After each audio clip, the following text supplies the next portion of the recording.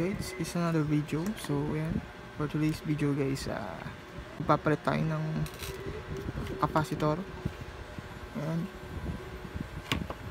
tsaka yung capacitor nito, mag-experiment tayo. So ayan, meron kasi tayong kagrupo sa FB page na nagtanong sa akin kung paano ko daw palitan ng capacitor. So ito na yung video na yun. So share ko na lang sa sa community ng electric scooter sa Facebook page. So ayan, simulan na natin.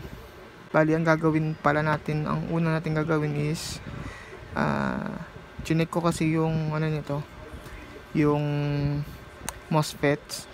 Chinek ko yung datasheet, so mataas siya. Tapos yung datasheet nito chinek ko din. So ayun, ililipat natin yung MOSFET nito dito kasi ito dahil sira yung board kasi nito, nagkakaroon siya ng error kahit wala naman. So double check ko na lahat, okay naman yung pacing, yung hall sensor, yung ground and switch, okay naman, pati ito okay naman lahat. So tingin ko talaga sa mismong board. Hindi ko alam kung ano nangyari kasi nung binuksan ko to is basa. So baka may shorted rin sa board. Tsaka hindi rin kasi sa akin to, sa customer to. Bali, hiningi ko na lang para nga pag-eksperimentuhan. So yun nga, okay naman yung MOSFET nya, yung pacing at saka yung hall sensor. Yung capacitor okay naman din, pati itong mga to. So nag-decision ako na i-modify ko na lang. So yung parts na to ililipat ko dito dahil nga ito medyo maganda yung specification ng mga components. So ito yung components nito, tatanggalin natin tong MOSFET dito. Tapos yung MOSFET nito ililipat natin dito. Tapos itong capacitor tatanggalin natin, ililipat din natin dito. Simulan na natin muna baklasin.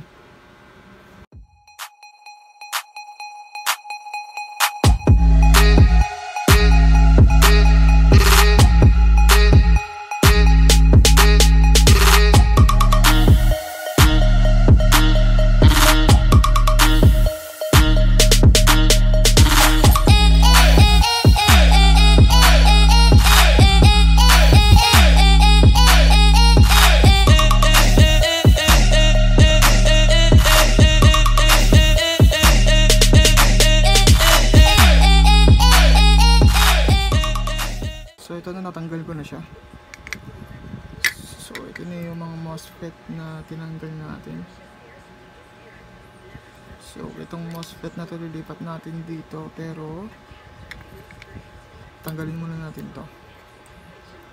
So ito yung board na may problema. Ayun, makikita nyo parang basa yung dami. Ewan ko na naging problema nito, ay na bigla tumakbo. Lagi na siyang may error.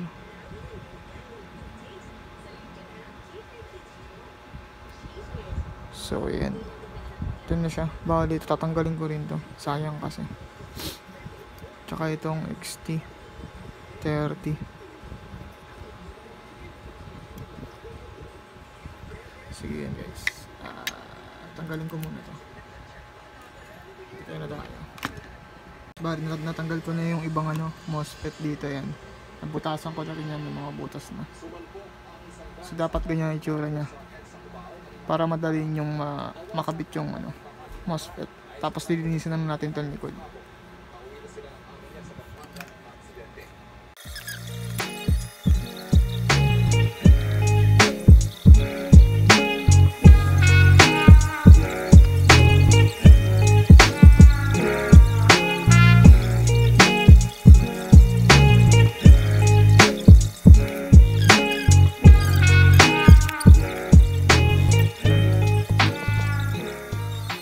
Okay na siya. Naisalpa ko na din yung naayos ko na rin yung kakasolder. Tapos naisalpa ko na rin yung capacitor at saka yung MOSFET. So testing natin kung iikot ba yung hub motor. So gagamitin natin yung hub motor pala dito is itong pang Xiaomi. Ito yung gagamitin natin. So ito ilalagay ko to kasi pan-dual hub ko rin to. So yun, i-connect natin. I-connect ko muna guys, pakita ko na sa inyo. So yan, connected na siya. Tapos ayan, yung throttle. So maliit lang yung throttle na ginamit ko. Ayan. Tapos gumamit ako ng 48 volts. Na-assemble ko pa. So ayan, sensorless muna yung ginawa ko. Hindi ko pa kanya-connect yung wall sensor. Mamaya ko connect ko yung sensor para makita natin yung max power. So ayan siya. Ayan.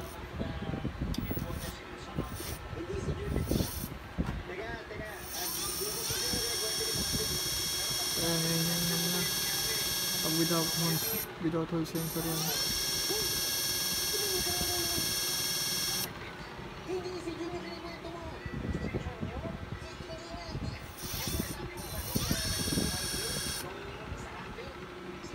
Napaka-smooth. Subukan naman natin yung hall sensor. Na yung ating hall sensor. Tapos, ayan, meron na siya. So, connect muna natin itong dalawa para ma-read ng controller yung hall sensor. So, ito na guys, all set na to. Ayan, 48 volts connection. Okay na siya. So, try natin throttle.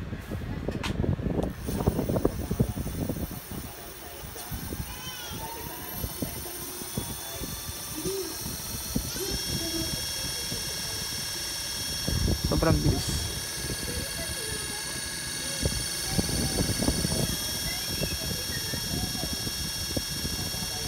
Ayan, 48 volts. So ayan, nagpalit tayo ng controller ng MOSFET at saka yung capacitor. So tatry natin yung 52 volts.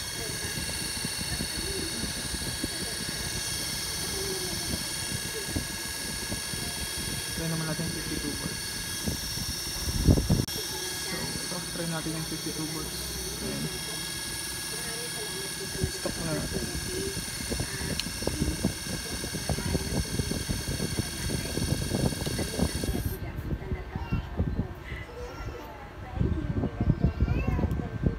So ayan. Check naman natin to. Kaya tayo yung 52 volts. So ayan, 52 volts. Testing natin kung gaano kabilis.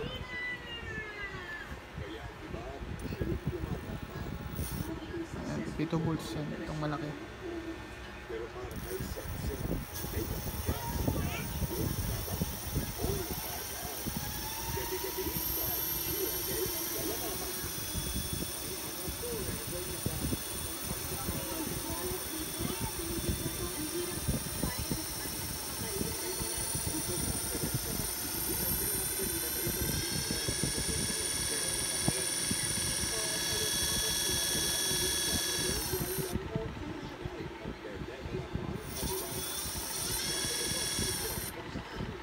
Sobrang bilis niya guys. Ito palang controller na to, ito yung ginagamit ko para iwas error. So ayan yung setup niya.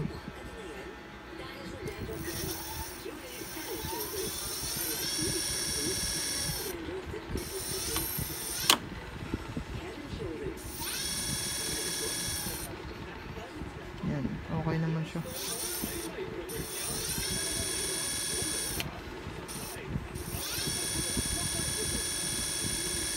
Bilis naman siya, okay naman. So yun. So yun nga, successful yung pagkuha natin ng MOSFET dito at saka yung capacitor.